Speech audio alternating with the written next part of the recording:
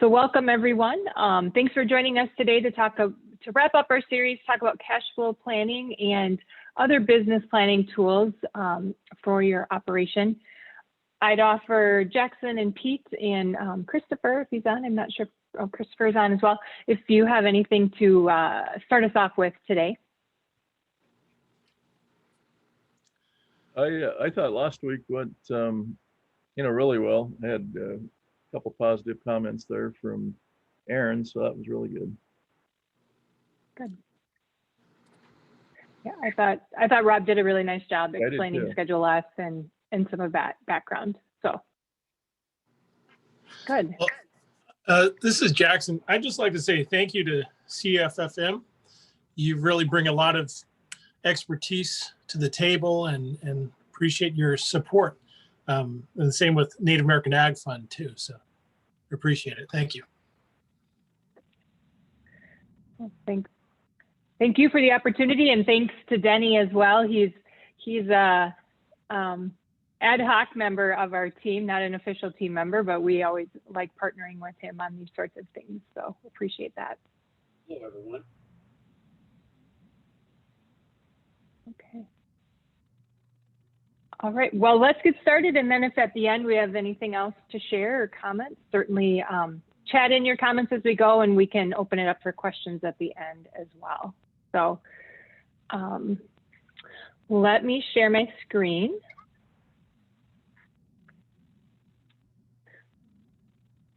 Maybe, there we go. So today we are, we're gonna talk about telling your story to a lender, assuming you will be needing some financing or some support along the way. So whether it's just for you to get a handle on your finances and begin preparing your business plan, or when you are ready to work with a lender, I think this hopefully will be a session that brings some value and some thought to that process. So Denny and I, like we've been doing, will tag team this and interject thoughts and ideas here as we go forward. So with this series, we've talked in session 1 about balance sheets, where you are, session 2, where you've been. Part of that was Schedule F preparation, if you haven't been doing that, or just preparing your income statement in general. And then this time we're going to focus on where you're going through business planning and cash flow projection planning. So today, like I just said, we're going to talk about projections and other business planning resources, and then also wrap up with preparing for a lender meeting when you're ready to do so. It may be somewhat nerve-wracking, but hopefully we'll give you some pointers and things to prepare as you get ready to meet with a lender, and just some thoughts on how to communicate with your lender and have a good working relationship with that person. Pauline, if I can, this, to some of you, maybe are seasoned borrowers, this, could be a good refresher, but we're really pointing this today to some real basics, so that if you're new to, trying to borrow funds, cultural purpose, we hope that this is a really good primer for that.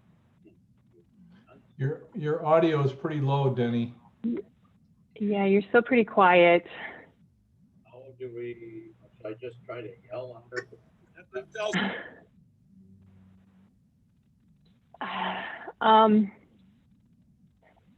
The other option you could do is call in.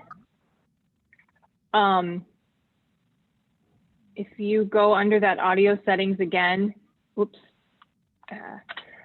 by your microphone there in the bottom corner, or the call-in number would have been in what I had sent you earlier. So you should have that number and the meeting ID. It was a little bit better there, but it's gotten quieter again. Okay. I'm going to mute this line just so you know, Denny, so that there's not feedback when you call in. And I'll watch for your lips moving if you're talking. So, okay, hopefully we'll get Denny Denny's audio better here, but maybe I'll keep on and then we'll let Denny check in or give his thoughts when he's able to there. Looks like he's working on that. So, okay. So I'll just start out with, we're going to start out with cash flow planning here. Or just planning in general, I should say. So part of that is preparing a cash flow projection. That's pretty common in agriculture. Small businesses, Main Street businesses may do less projection planning. They're working a lot off past performance oftentimes because year over year, things are fairly similar. But in agriculture, you know, we're wanting to look at the coming year because each year is a blank slate, oftentimes a different crop mix, maybe different enterprises, different prices, all of that. So planning for that cash flow for the coming year, and then also looking at operating loan needs if that's a part of your financial request with an institution, with a financing institution. Also, we oftentimes recommend that you monitor and adjust that cash flow as you go forward, just because things do change throughout the year. Take last year, for example, we started out the year and dealt with a pandemic, and that was, of course, devastating for a lot of people. A lot of things needed to change quickly. And as we went through the year, if you were a corn and soybean producer, for example, things changed pretty drastically by the time we hit the end of the year. We saw better prices. Some farms enjoyed really good yields, maybe better than expected. So each year is its own unique scenario, and it's good to monitor and adjust as you go through the year because of that. Also, business planning is an important component of that as well. So establishing that longer term vision for your operation, doing a formal plan to help with the goal setting, and putting that vision, that plan in place, it helps you oftentimes get there when you can lay that out and identify your targets or your goals. You're able to strive for them a little bit better because they're written down, and you can monitor them that way as well. So cash flow projections to start. You know, last week we talked a lot about looking backwards. We were preparing last year's income and expense items. We were looking at the past performance of the business. With cash flow projections, like I already said, we're looking forward. We're moving ahead. We're trying to plan for the coming year. And sometimes that's really a multi-year cash flow too, especially if you're have a new operation, have a new enterprise, you're making some changes. You may want to try to project not only this first year, but as you get more established with that enterprise, doing that as well. So why prepare a cash flow projection? I already said pieces of this, but every year in agriculture is unique. We have unique production plans, so your crop mix may be different. You may be planting more or less corn or soybeans, or you may be looking at some specialty crops. If you have a vegetable operation, you may make changes to that crop mix as well. Price outlooks definitely change yearly, but throughout the year oftentimes. And like I already said, that enterprise mix, you may decide to make some changes based on the profitability scenario for different enterprises. Is it working, Denny? Do we need to help? Oops, I muted you.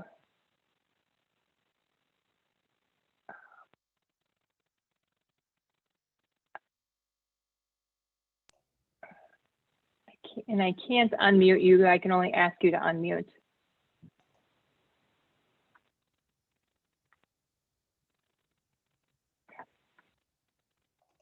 Okay. I just see you're trying to talk. Can you hear me? Oh, wow. Yeah, there's feedback. Not good.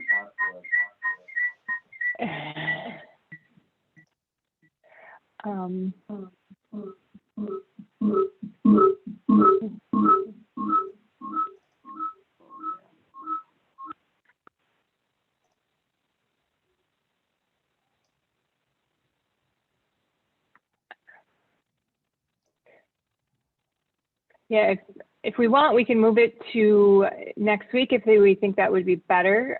Christopher offered that suggestion. Not sure. Typically, we haven't had the audio challenges, so I'm not sure. You know, Denny, you might check under your under the mute and arrow up and see which speaker you're using, because you've been good in the past. The question is whether it's grabbed a different speaker in terms of selecting a microphone. So that's lower left, mute. There's a little up arrow, and maybe see what.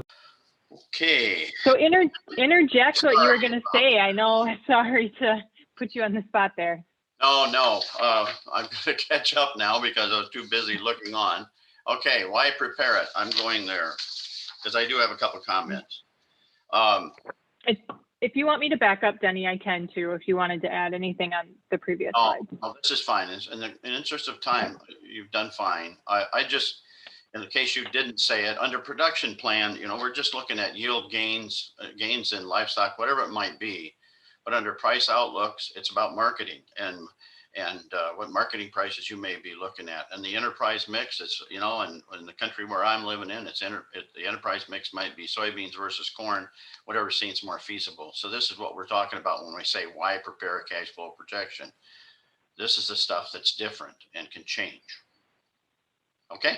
And really, as you do this for your operation, outside of the lender doing it, you yourself can look at, do some of these enterprise mixes look more profitable than others for the coming year? So it doesn't, it's a good exercise for you too to determine what might work best for your operation for the year. Okay. Oops, now I got to click back in here. Okay. So, sort of what I was just saying, the cash flow projection is a tool that the lender will look to and want to prepare each year if you are working with a lender, looking at that operating loan need for the coming year, if that's something that you are using in your operation, and also loan repayment ability. But as a producer, it is a useful task for you as well, looking at the projected prices and yields and enterprises and the feasibility of all that, and if that's the right decision for the coming year. And the other piece of that is do this for you. Make this for you first. Make it so that you can evaluate the financial feasibility of your operation. And then if it satisfies you, you should feel enough ownership in that it makes sense to your lender. And so it's about owning what you're evaluating and making it sense for yourself and then to your lender.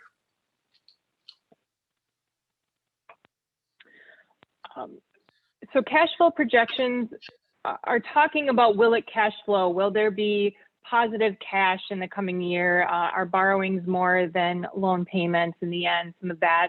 And what are operating loan needs? Denny talked about prices a moment ago. So the goal, and yields for that matter, the goal is to always plan for a quote unquote normal year. Don't be really aggressive with production or prices. Make sure it's something that you can attain or reach with your plan, and don't be overly conservative too. It's okay to be cautious, but make it realistic as well. Yeah, I can't add much to that. Only just, the realistic part of it's the most important piece. Sometimes when you look to a normal year, you're like, oh, what does that mean? Just be as close as you can. It is projections, and it's tough to project. Mm-hmm. Yep, it's an educated guess in the end, because you're not pieces might line up in the end, but probably you're going to be off on some things. It's how it is. So I do have a really quick poll built in. I think this will go fairly quick. So my question here to you on the slide is, does positive cash flow automatically equal profitability? So hopefully you're seeing my poll and you can answer that quickly. If you've done some of our other trainings, you've already seen this question. So you may already know the answer, and that's great. Okay. I'm gonna, assume a number of people have answered here. So I'm going to end it at this point and I will share the results. So all of you said false, and that is actually the correct answer. So if I go forward here, you know, they both may work in tandem, but just because you have positive cash flow in a projection doesn't automatically mean that you have a profitable operation for the coming year. There's ways to bring in cash that don't equal profits. Yeah, that I'd add to that is, you know, the big difference, especially in a profitability side, is a lot of times, or not all, a lot of times, in all instances, it's going to take into consideration non-cash expenses, depreciation being the biggie, and cash flows. Depreciation doesn't affect that cash flow, at least as it relates to you analyzing it. It does in the long run, because even though it's a non-cash expense, it's still real. Yeah. And if you borrowed a bunch of money and hadn't paid it back, that obviously brings in cash, but it doesn't equal profit. So there's a few pieces there. So that's right. So let's take a look at determining those cash needs then. As you are preparing a cash flow projection, what are the components you need to think about, to pull together, to plan for the coming year? You know, we have a saying in our group in the center, you know, a cash flow is a cash flow. So here we go. Sort of what Denny said, you know, it's a best guess at the time. There is no right or wrong answer because we know that we're estimating yields, we're estimating prices. So that's sort of what this statement is alluding to, is it's our best guess today. So let's do our best at trying to estimate that. Like I already said, it's giving us the best results given the information we have today, the price outlook we have today, what we expect yields to look like given favorable weather, those sorts of things. And we know things are going to change. We've already said that. It's an estimate, but it does help us map out our coming year and what that may look like. And really a good projection will help you plan for the year and also prepare as needed. So, you know, it helps establish that marketing plan. So if you see that selling corn at $4, if that's part of your operation mix and $4 is being offered, well, then it helps you be more confident in that sale, some of those pieces. Okay. So like I just said a moment ago, you know, I titled this next one, Map for the Year. So it helps you plan for, as a producer, the different components of a statement of cash flow. So operating activities, financing activities, and also investing activities for the farm operation. So we are going to take a moment to just talk about what each of those three components of a cash flow statement includes. Pauline, in addition, you know, you'd almost put a number 4 in here, and it could fall under investing activities as well. But it's you know, capital purchases or capital purchase activity or sale activity as well. And we'll talk about that in a minute. Yep, definitely. So to start, I think operating is pretty intuitive. It's what am I producing, and then what am I going to sell in the year? What expenses am I going to incur to produce that commodity that enterprise I'm including in my operation? And what other farm income and expenses may I experience? So it could be government program payments. Maybe I have some custom hire operations that I do for others that I'm getting paid for. And there could be other business related expenses that don't relate directly to that commodity production. So it's all those things running through your checkbook, both inflows and outflows of expenses that are going to show up likely on the Schedule F, like we talked about last week. So that one's probably intuitive, and you can use that Schedule F if you've been preparing that, or your records from previous years to help guide that piece of it. then the financing component, we talked about balance sheets a couple of weeks ago, and the loan payments, the principal paid portion of that would be a financing outflow.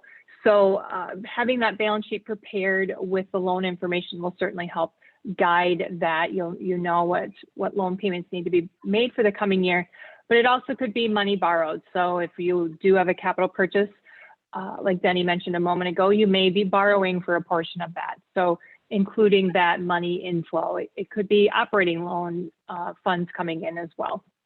And I think it could also include inflow and outflow as it relates to accounts payable. Yes, true. Good point. So yeah, if you have some of those on your balance sheet, things you need to pay at the beginning of the year. Yep, definitely. Then along with that, investing in yourself, I guess, is the way to think about that. So inflows and outflows related to your family or personal needs. So family living draws are what you need to have available to help pay for those normal living expenses we all incur, whether it's food to put on your table, utilities, some of those things that are outside of the farming operation.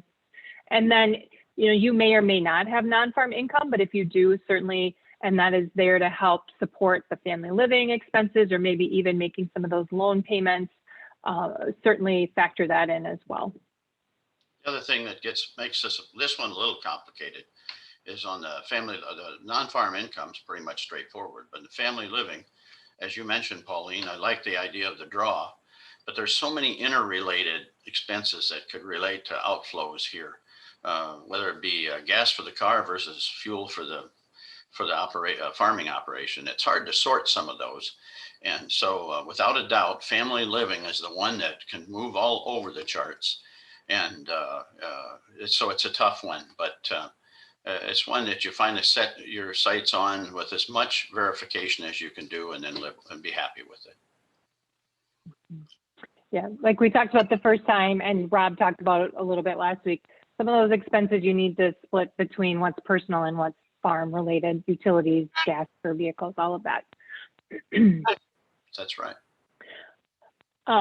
Denny already mentioned this one, but capital purchases and capital sales. So our example here is, we have a manure spreader. So if you are moving out of livestock production, you likely don't need a manure spreader anymore. So that might be a capital sale for your operation.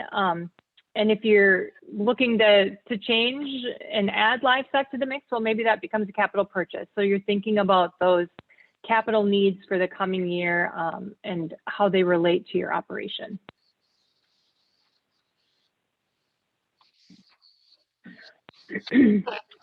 So we've thought about the expenses. We know what we're including here. So how do we really pull this plan together then? If you have been producing for a period of time and you have some of this historical context, that certainly is the best way to help drive this projection. So historical production levels for your operation, prices based on what you may have already marketed or prices you may have locked in for future delivery, or what you see being offered in the near term with that elevator or whomever you're selling with. And then if you have prepared your records in previous years, oftentimes expenses probably stay somewhat similar for a lot of our overhead costs. Your insurance costs likely are probably pretty similar. They change some year over year, but you can use that as a guide to help with planning for the future. So that's great if you already have have been operating for a period of time, but some of you are looking at new enterprises or just farming in general as a new endeavor. So where do you get that information? Finbin, we'll talk about that website here in a little bit, but Finbin is a great source of that. You can look at university budgets that are more directly related to your area, your state, your commodity you're producing. So those can be good resources. If you can find other area averages from from crop trials or, other extension resources, other, a lot of agronomists and some of that can provide some of that background as well. So try to use what has been experienced in the area as a guide as you plan.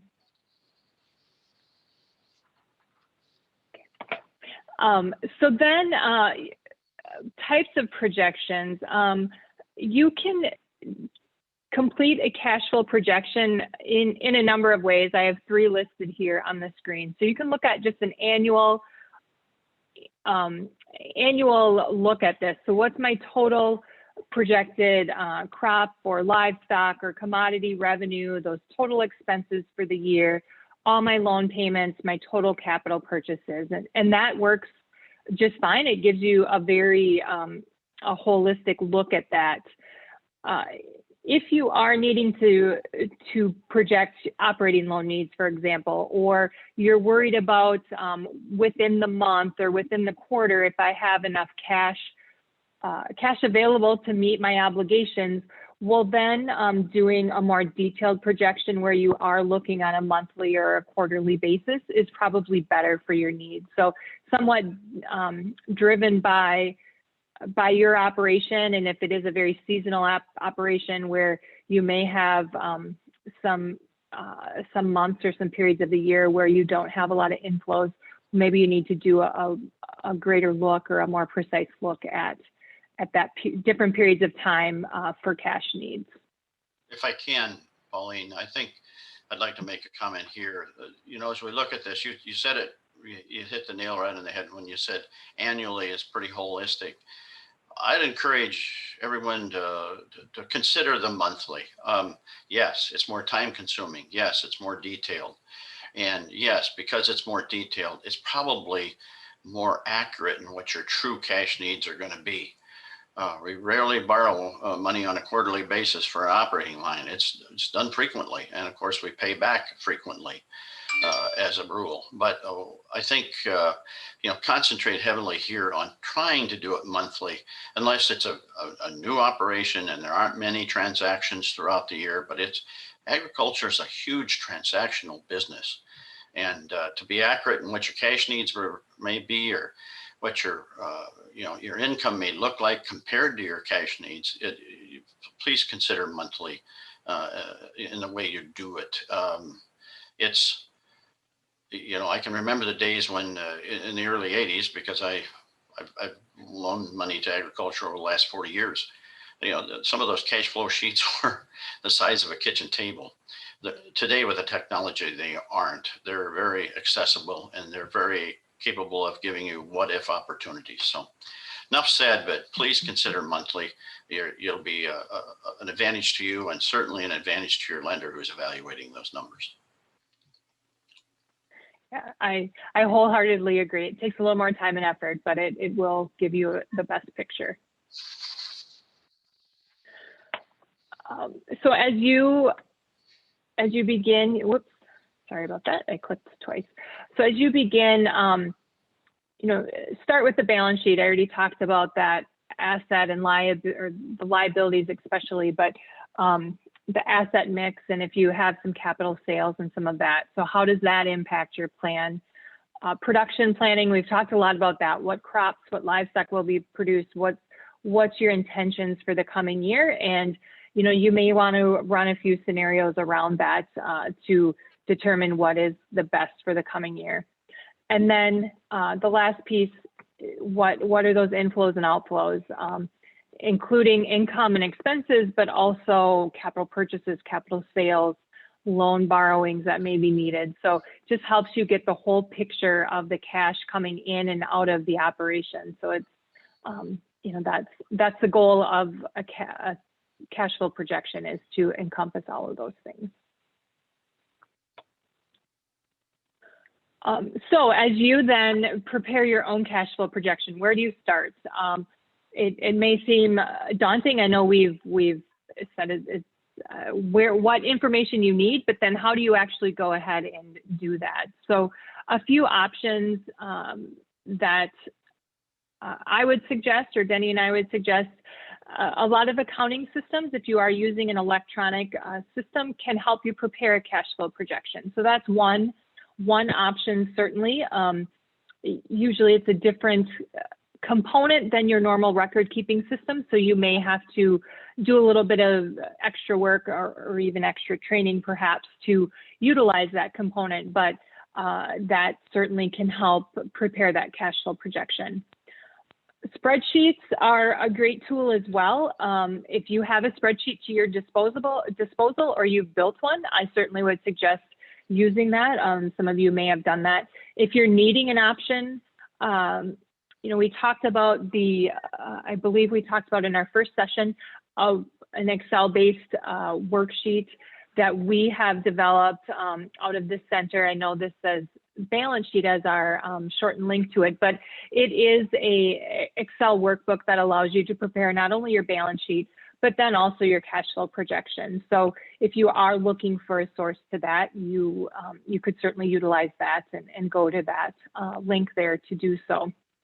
It'll download that automatically for you. And also extension or different groups, like educational groups, do offer cash flow planning tools as well. So those are all great resources that can help. Denny talked about help automating things. So it's not just a paper and pencil doing all the math and writing everything down, which you can certainly do too, but these will help speed up that process a little bit.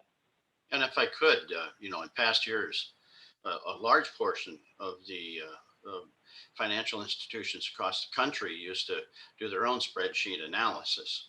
But admittedly, my bank included many years ago, but still we did it at that time. There were lots of gaps in our spreadsheets.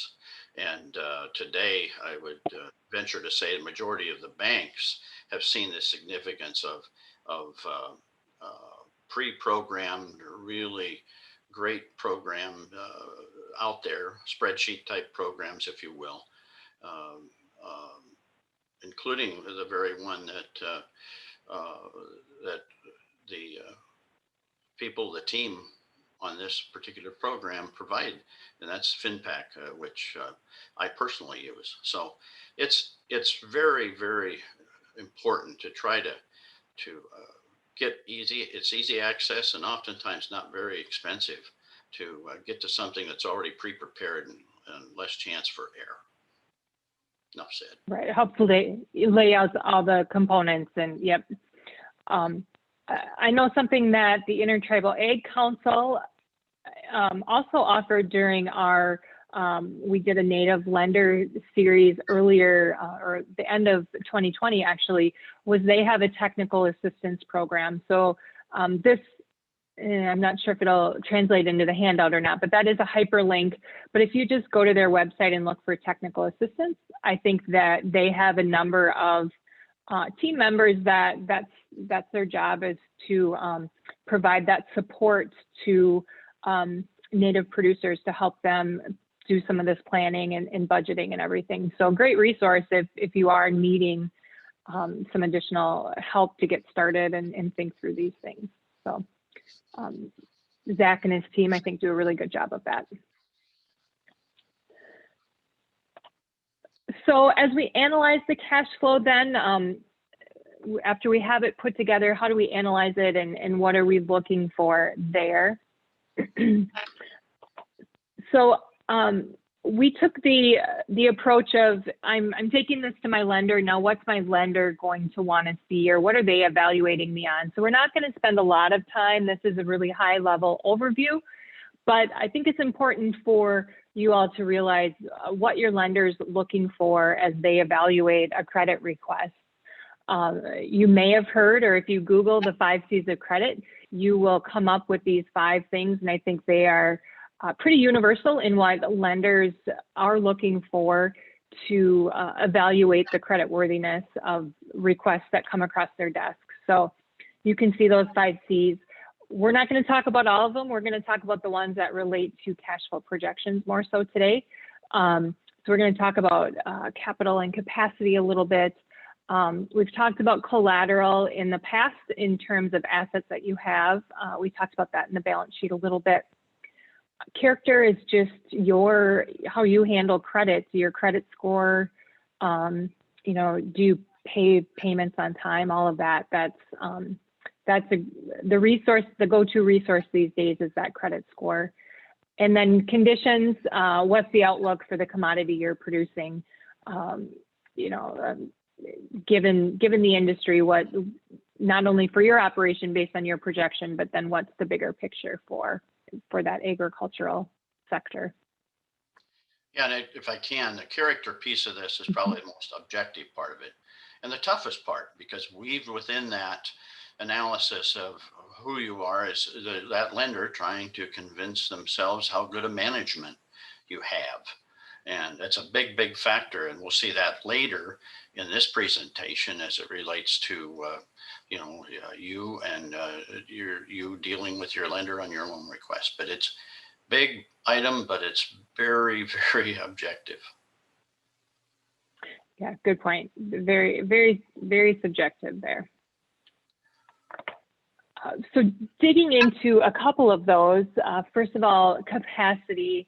So in relation specifically to cash flow projections, it's that loan repayment ability, looking at that coming year and that cash flow plan or projection. Are you able to make your loan payments? What does your solvency position look like beginning of the year versus ending of the year? So again, that's looking at all the assets and all the liabilities you have when we talked about the balance sheet from the first session. So how do we measure that? A couple of ways here. I think the most common would be debt coverage ratio. So a lot of lenders will zero in on that. We can look at that here in a moment on our scorecard, but debt coverage is just your ability to make those loan payments that are presenting themselves for the coming year. That net farm income, it's not a ratio, it's just a number for your operation, but is it positive? Is it sufficient? Are you able to make progress on operating loans? What's working capital position do, and what's that debt to asset position do from beginning to end of the year for your operation and in your projected scenario for the coming year? I would also Okay. add working capital position. Last 4 or 5 years has been ultra important to the banking industry, to the finance industry and financing agriculture because of the tougher times. And so keeping the liquidity in your operation and having a strong working capital position, or one that's at least is much to the positive, is very helpful and hard to attain in these last last 3 years of time. But really important to keep an eye on and trying to keep improving it. And there's several ways to do that, but we won't get in that detail today. So I mentioned the scorecard a moment ago. This is a resource we have on our website. You know, we haven't talked about all of these individual ratios. We've talked about some of them, but how do you know what a good ratio is or what a good number is for some of these things? So I think this is a really nice resource that helps lay out, and I think this lines up with lending standards quite often. You know, what's a vulnerable position for an operation to what's a really strong position. The other nice thing, and I don't have it on these slides, but this resource actually walks through what does current ratio mean, how is it calculated, and a little bit on interpretation. So I think a really nice resource that maybe is underutilized, but if you're needing help with some of this and some background, I think something that I would offer to you. If I move on to the next slide of this, you can see we do have a shortened link for that as well. So if you type that z.umn.edu/scorecard, you can get to the full document. We talked about a moment ago in repayment capacity, the repayment portion of that. So term debt coverage is what we're referring to here as that capacity measure.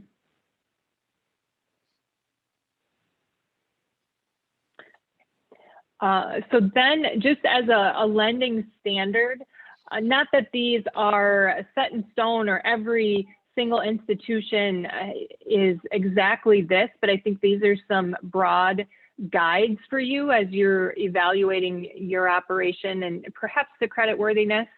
or how you line up in the eyes of a lender or a financing institution. So having liquidity, working capital is certainly a component of that, like Denny just said, but the current ratio at 1.25 or more, debt coverage, that same 1.25 or better, debt to asset ratio, so more assets than debt, 50% or less. Not being able to put cash down on some of those capital purchases. So having that ability to fund part of the loan request yourself, having positive net worth gain, and then that credit score oftentimes becomes that proxy for character, since it is a way to make a subjective measure a little bit more objective, I think. And there can be mitigating reasons, exceptions to policy, all of that, but I think these are a starting point for a lot of institutions.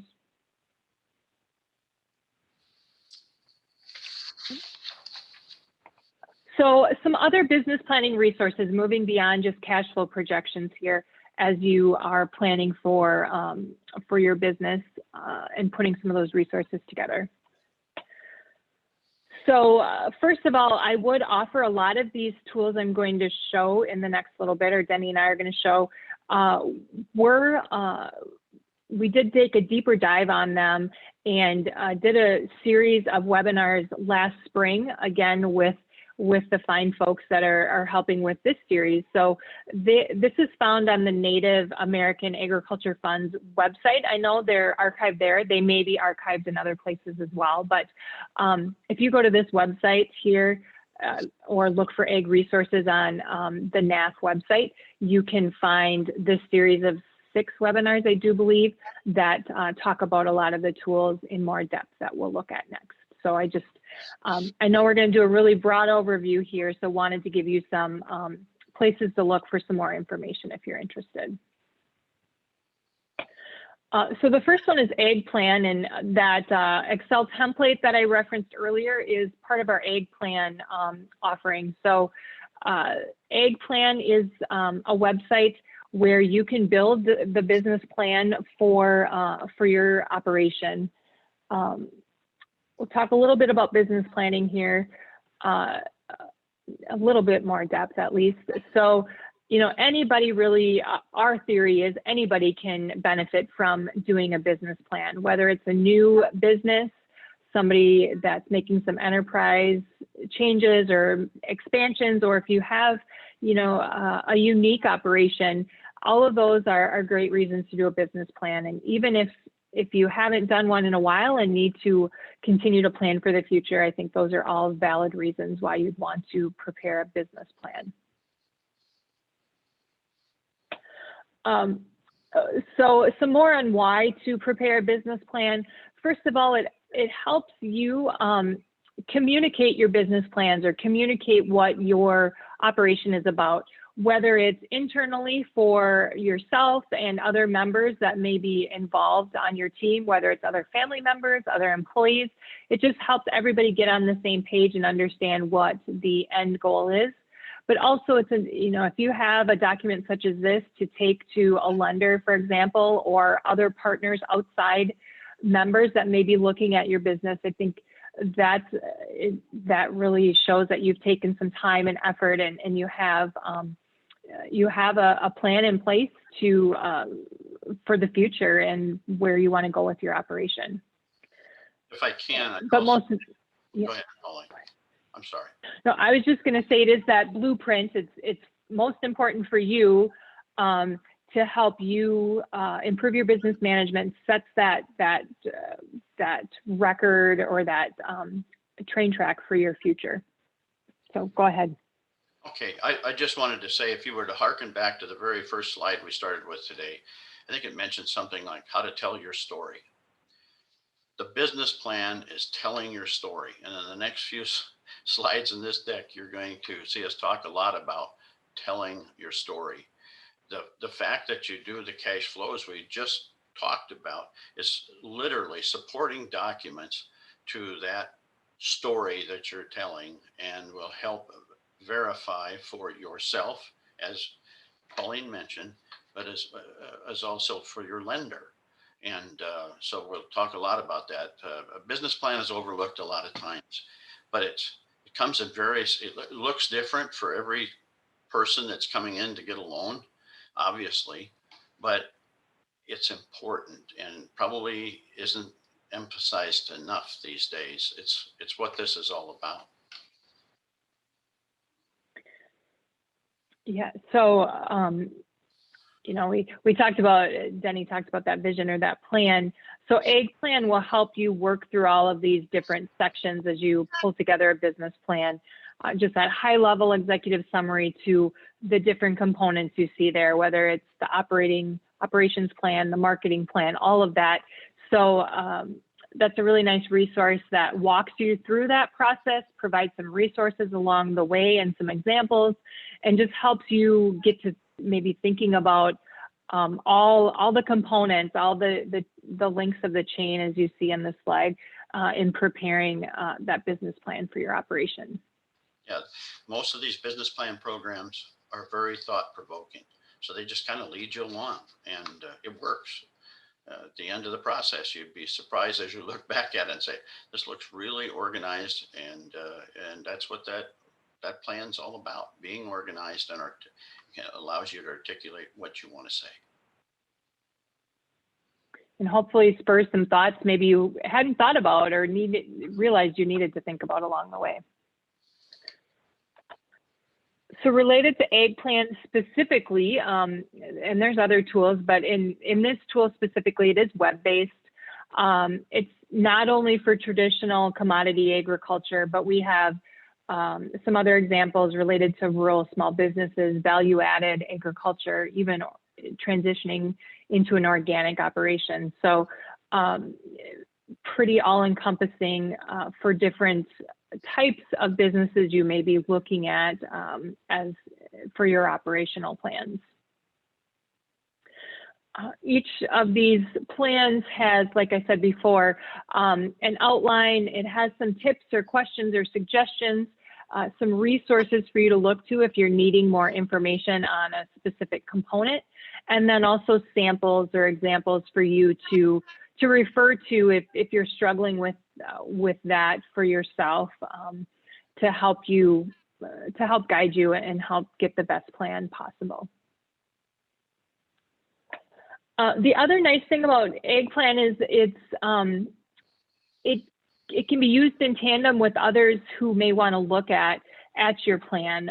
So you, the producer, would initiate it and do a lot of the legwork, but you can have somebody else log in and review it if you'd like. So it may be a lender, it may be some sort of advisor or a family member, a mentor, whomever. You can determine who that is. And as you grant them access to your plan, they can be able to just make comments for you to review, or you could actually grant them editing authority. So depends on who that is, of course, and what you'd like them to have the capability to do. But I think a nice feature to help make sure that you are putting the best plan forward. Pauline, I appreciate the fact that you included bankers to that list. Just because you're making this plan, first of all, for yourself, and then ultimately for your lender, don't be afraid to contact them in the middle of this process, as she just said, as you're putting it together. I can't tell you how impressive that is to a lender when a potential borrower or a borrower comes and tells you what they're doing, but we're stuck. Can you help us? Yes, they will, because they're just going to be impressed for the fact that you're looking to a business plan that you can verify later, but I'm proof positive they would be more than willing to help. And I think it's the educator, the advisor, or the banker. Please include the banker. The banker wants to see you succeed, so I think they're tickled pink when they can help be a part of that process. That's exactly right. So a few other resources. I mentioned Finbin earlier, just wanted to point that out. So that is another free website. You can see that address here, but if you look on the left hand side here, you can run a number of different reports. Again, if you're needing to look at potential profitability or normal expenses for crop or livestock enterprise, you can do that here in the summary reports. This dates back into the 90s, so you can find a lot of historical context if you want. It's updated each year, so soon we'll start putting the 2020 data in there. So that's one component of it, is the summary report, but then also a benchmark report can help you as you evaluate your farming operation. How do I line up with my peers? So that takes that average number and it shows you the full high to low information in 10 percentiles from high to low. So you can see, does, am I spending too much on seed compared to my peers? Or, maybe I have higher than average production, but it just helps, can help you take a look at those strengths and weaknesses in your operation. So if you already do have that enterprise that you're established in.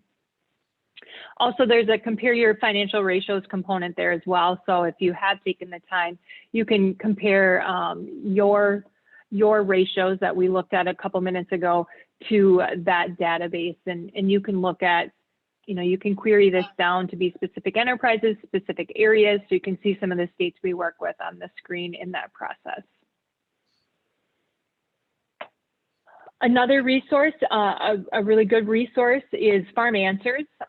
That is it's the USDA NIFA Beginning Farmer Clearinghouse. So it does say Beginning Farmer in the title, but Farm Answers, I think, is a great resource for anyone. So you can look at the library and find different resources related to production and marketing and all of the risk management components of your operation.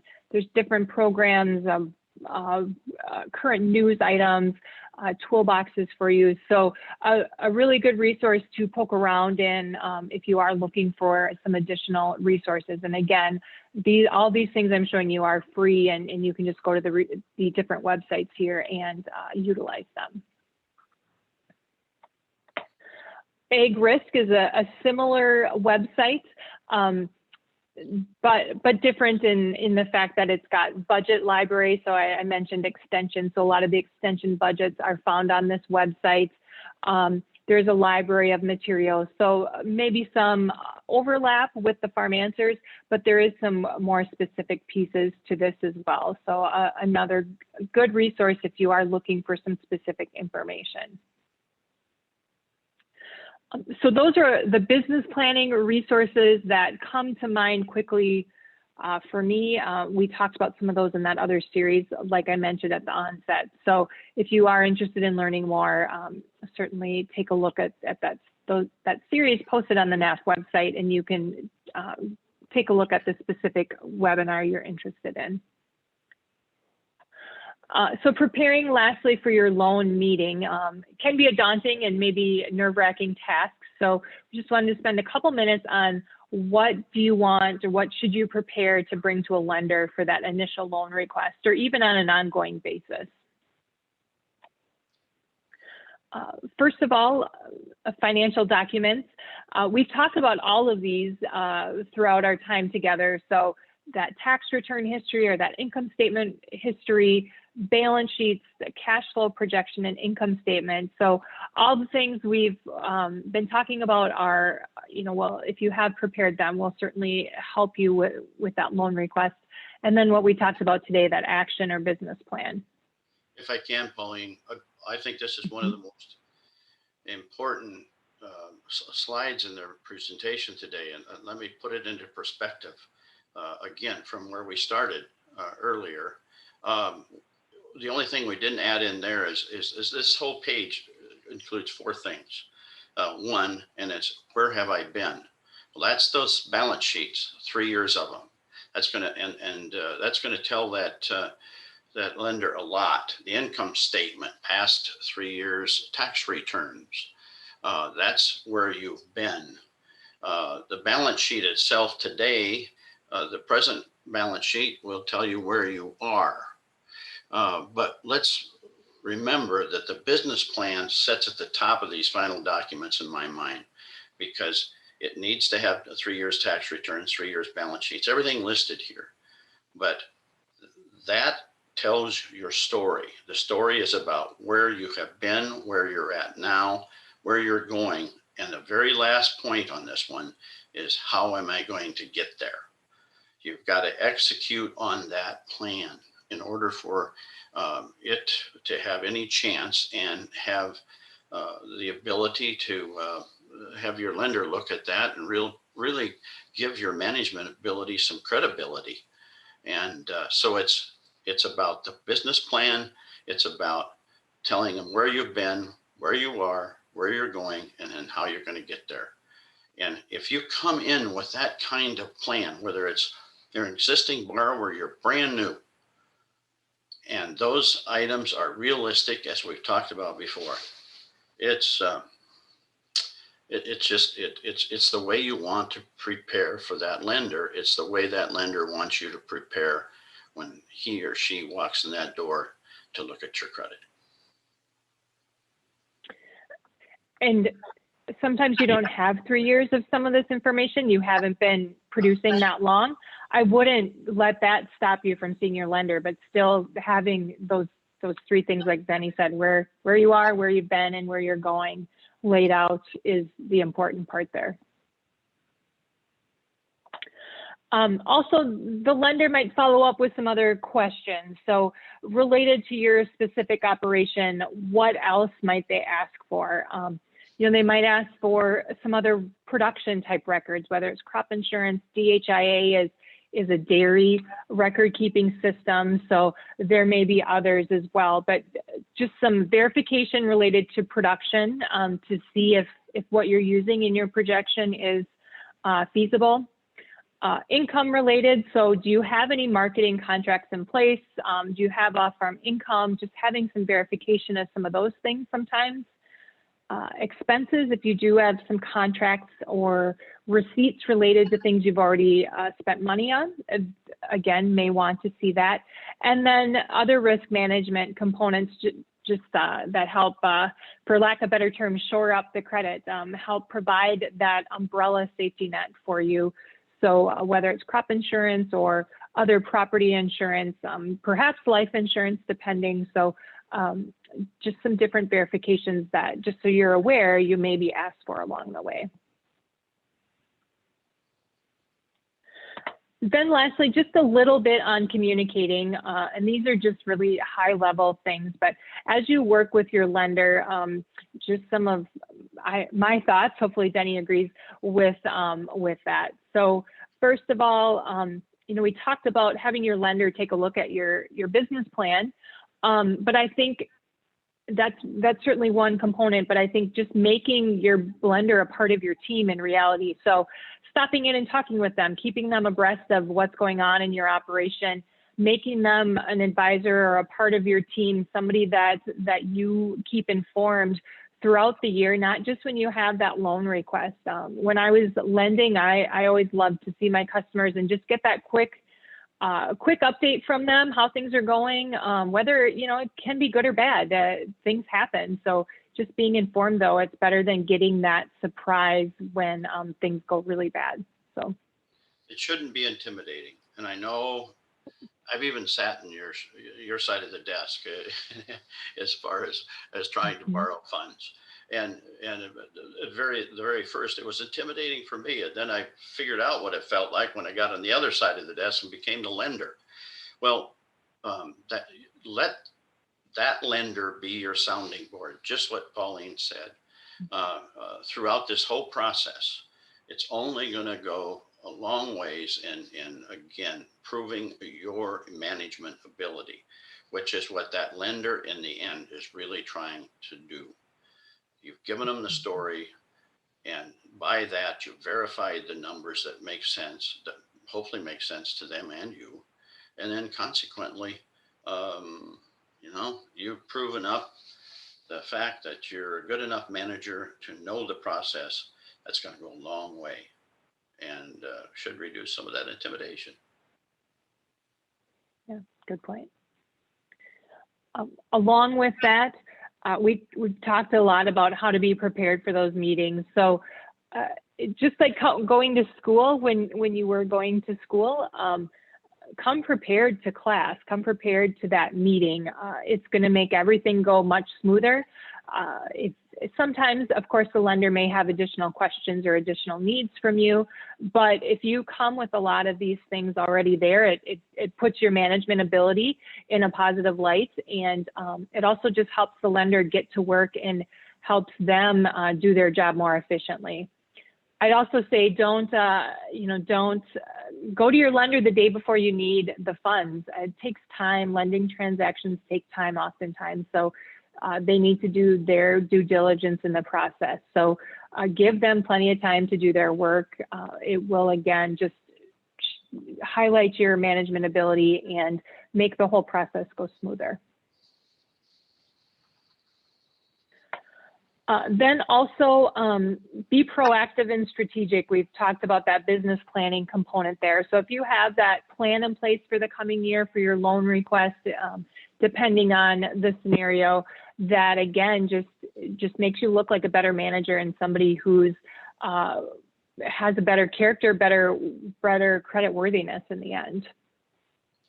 The other thing I would add just very quickly is I've tried over the years to instruct my staff, other lenders, please, try not to say no to request, but instead look at that borrower and say, hey, this is what has to change for me to say yes. If you run, and not all borrowers or lenders think that way. So sometimes if you go in and you find a lender that doesn't, and the answer ends up maybe being no, then be prepared on your part of it to say, okay, lender, what do I have to do for you to say yes?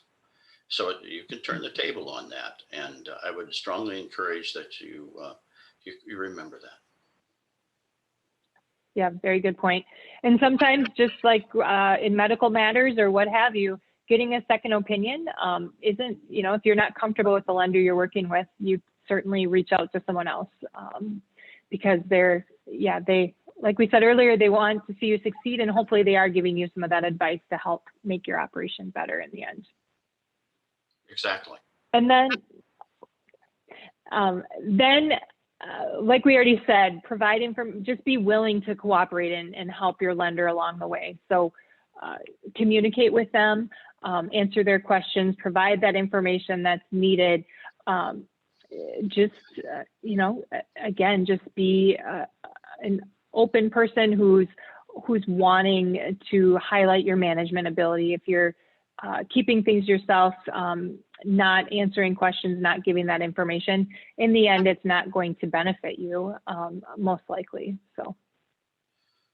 The other thing is, and it's been mentioned earlier, but I want to restate it again. Your lender, be patient with them as well. They may, the same day you came in, they may have had 3 or 4 or maybe 6 other loan requests that they're going to be working through as well. Each one of them is a priority to them, but there's only so many hours in a day. And so be patient. It takes time, much more time than it did 40 years ago when it was either a yes or no, and here we go. So please be patient. Yeah. And then, like Denny already said, ask that question.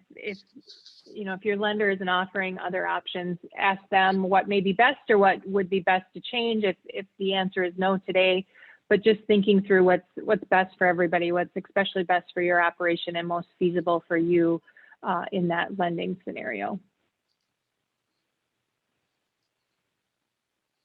So with that, that's a little bit on how to tell your story to your lender.